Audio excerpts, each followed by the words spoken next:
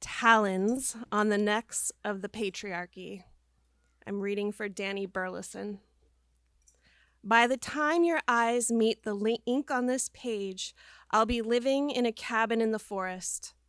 My own little Baba Yaga hut up the hill in the redwoods. A cluster of bone chimes clicking in the breeze, just across the clearing in my neighbor's magical herb garden. I'm writing from the future, after which I've left my home, my children's childhood home of 2 decades.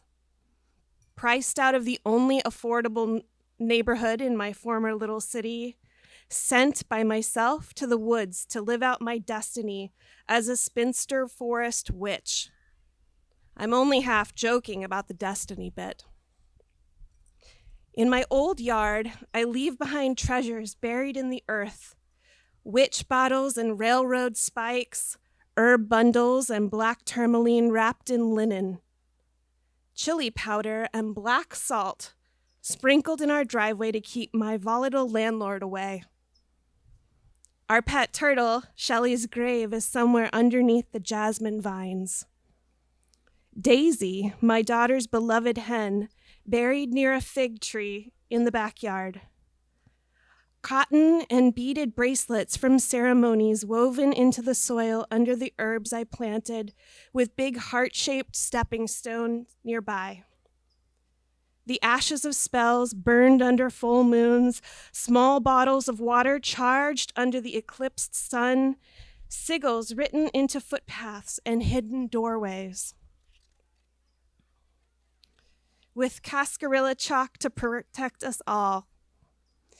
Years of potion making in the cramped kitchen. And the non-treasures, too.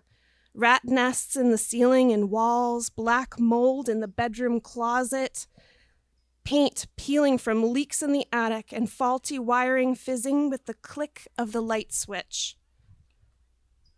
Burnt oak leaves that found their way into my yard from one of the numerous nearby wildfires.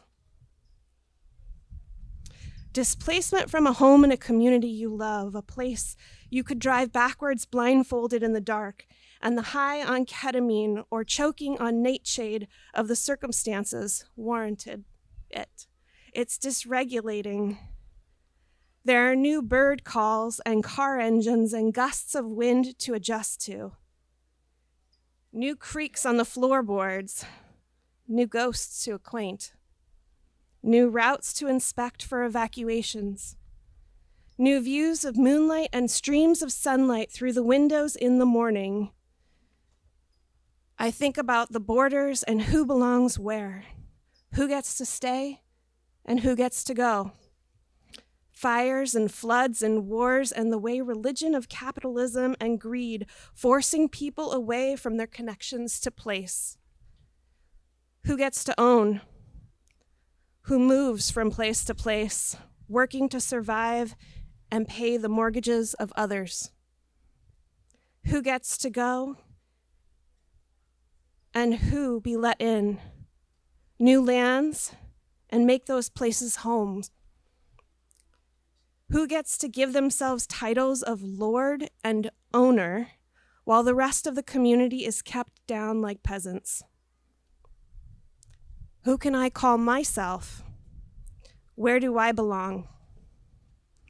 I talked to my friend Redbird, a man native to and a steward to this land where we live, about what it feels like in your bones to feel at home in a place familiar to us through our ancestors.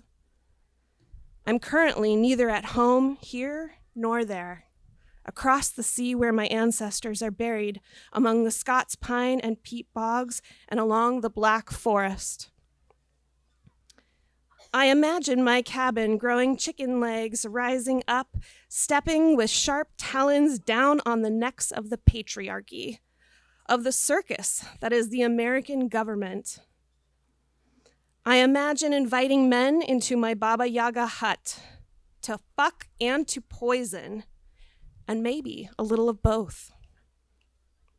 Carrying their bones into the forest beyond my small home, stringing them in the trees to warn others of my wrath.